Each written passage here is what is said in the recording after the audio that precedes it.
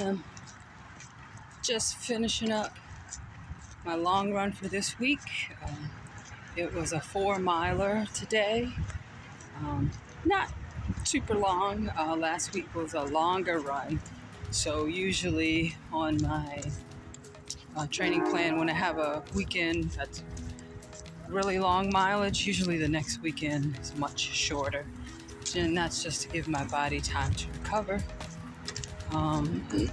But I did my usual 30-minute run on Tuesday and Thursday.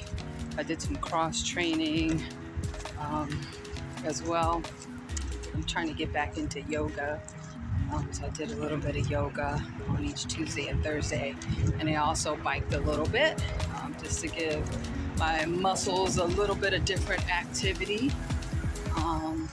Monday, Wednesday, Friday did my usual strength training routine, and I'll keep doing that throughout my training through the marathon.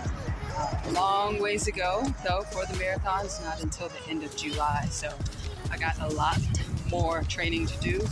This week, my total mileage was a little bit over 9 miles, I think, and that was it. Short and sweet. See you next time.